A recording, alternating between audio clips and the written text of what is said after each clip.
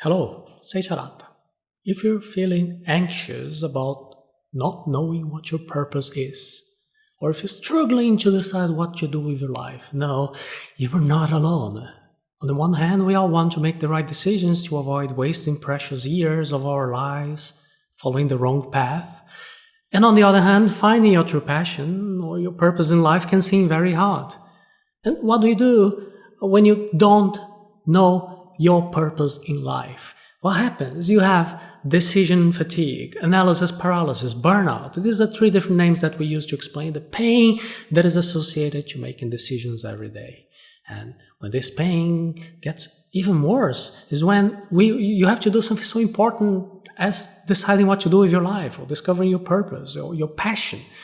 Because deciding is so tiring. You know, when you have to make a decision and you don't know what to do, you end up doing nothing, or maybe you decide something temporarily, but you keep wondering if you've made the right decision. That is why we're going to talk through a few strategies to improve your decision-making process, especially for the most important decision of all, deciding what to do with your life, how to find your purpose, your passion. Deciding on your purpose should help and not hinder you. We've become more and more aware of how important it is to find a purpose in life, to live life in our own terms, and why not, to do what we really love for a living. And the idea behind your life purpose is very attractive.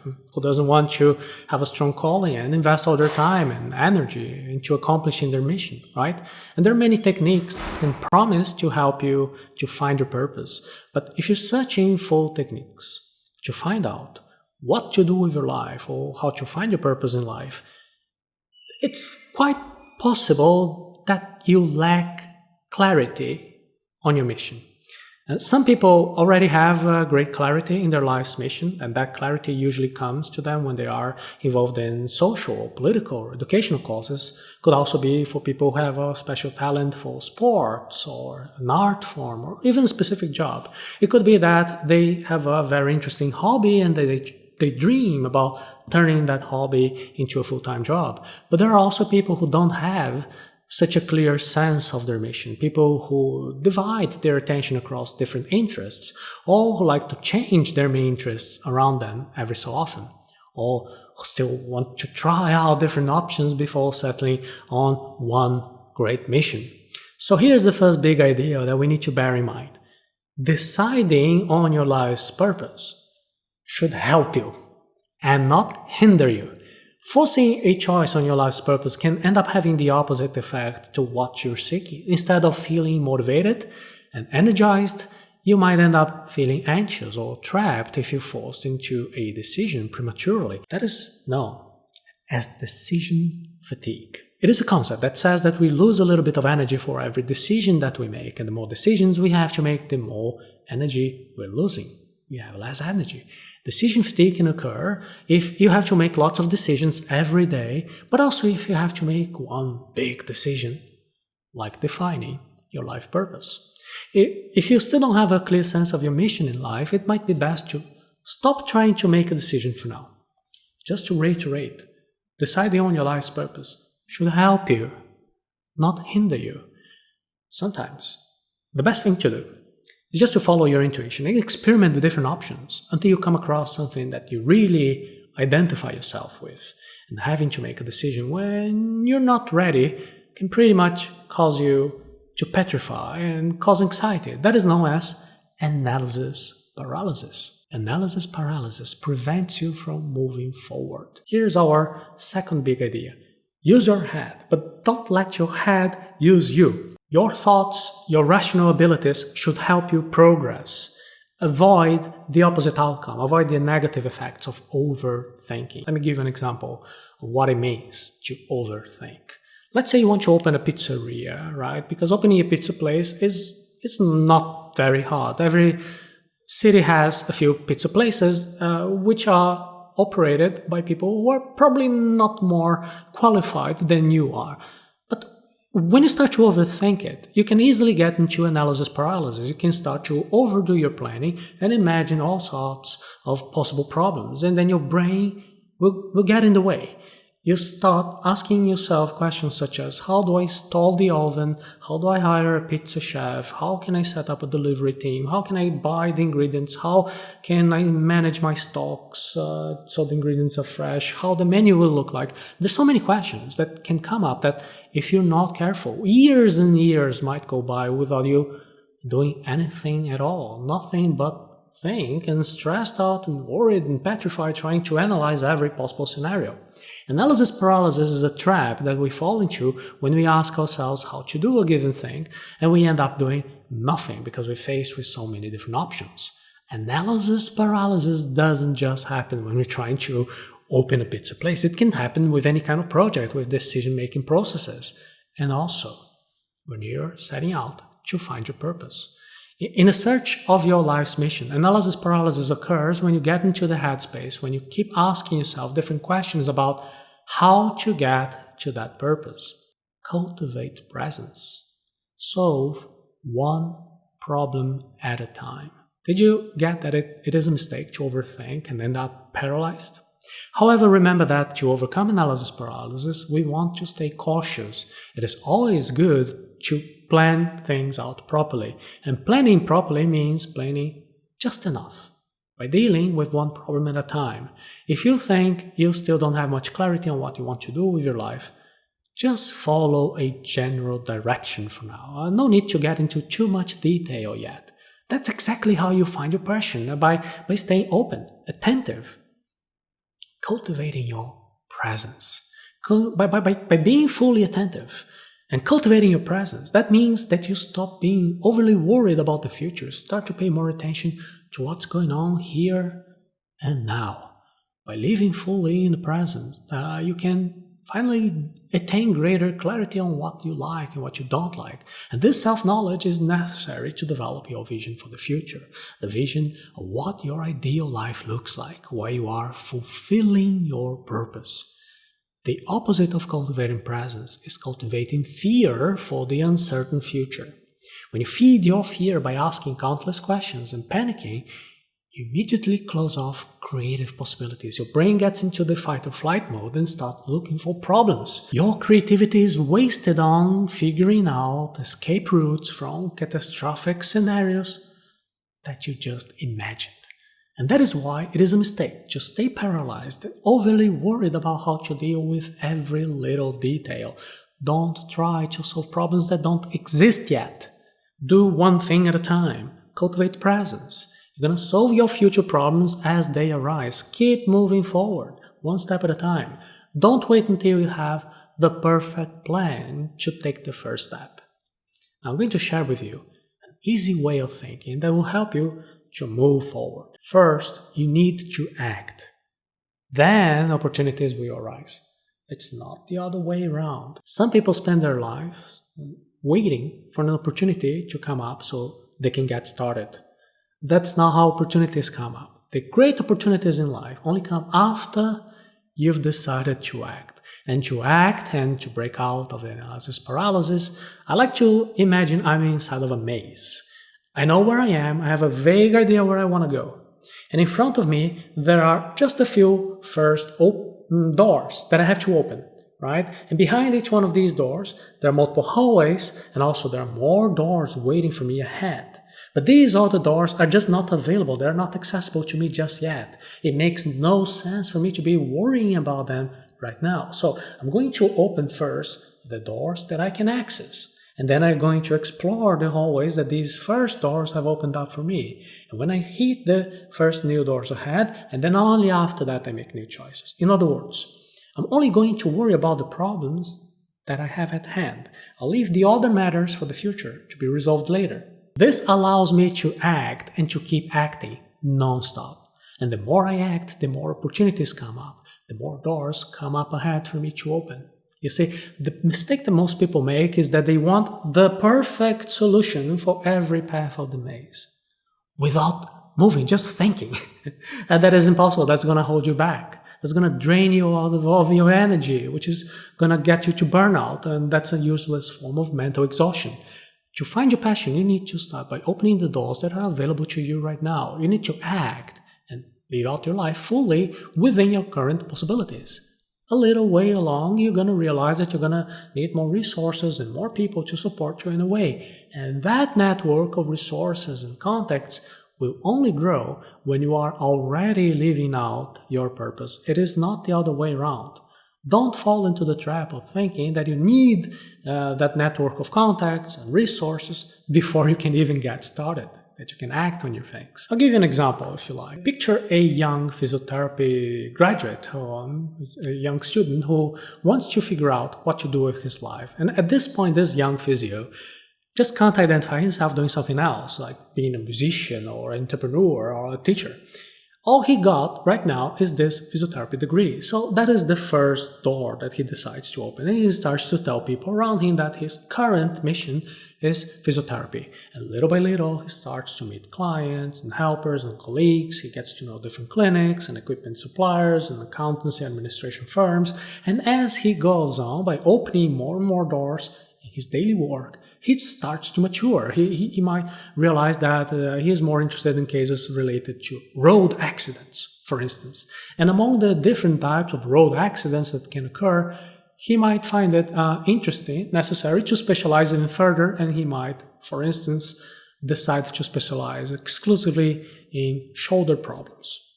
See, maybe today you are not 100% clear on wanting to be the physiotherapist who specializes in shoulder injuries sustained in road accidents. Maybe the only thing you know today in this analogy is that you want to be a physio, and that is okay. That is going to be the first door in a maze. And once you've opened this first door and decide on a professional sector, then you need to take one step further. In your daily work, you need to become the most generic professional to start out. And then as the days go by, you begin to get more clarity. You start getting closer and closer to the specific niche that brings you the greatest satisfaction and to which you can contribute better than anyone else in your sector, where you can bring a unique value and serve your clients. That is your purpose. And you found it how? Through practice. Only practice will tell if you've chosen the right purpose. You came here looking for techniques to find your purpose, to find out what to do with your life. And here's the best technique of all. It is called practice. Only daily practice can tell if you chose the right mission for your life. And your decision will only be validated through your day-to-day routine. Let's go back to the example of the physiotherapist. Maybe after working a few months in that sector, he realizes that he doesn't really enjoy having this daily contact with the patients.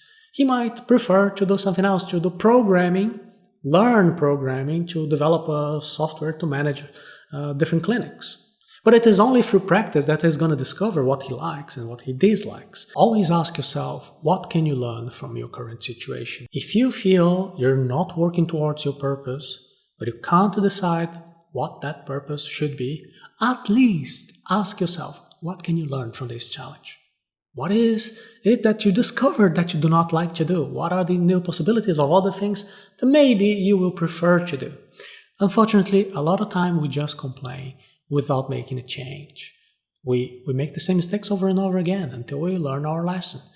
But instead of wasting your time like that, try to learn from every bad decision that you make. And this will strengthen your decision-making process. It's going to make you more immune to decision fatigue. Don't decide on a purpose based on money alone. Another mistake that many people make when they're deciding on their life's purpose is to look only at their financial prospects.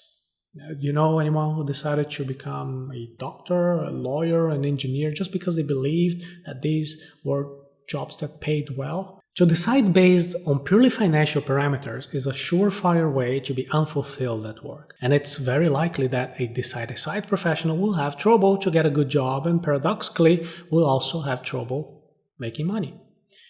Is that the case with you by any chance? Could it be that you're working currently at a job that you don't really like, but you need it in order to pay your bills? If you've noticed that you're doing something that you don't like, congratulations.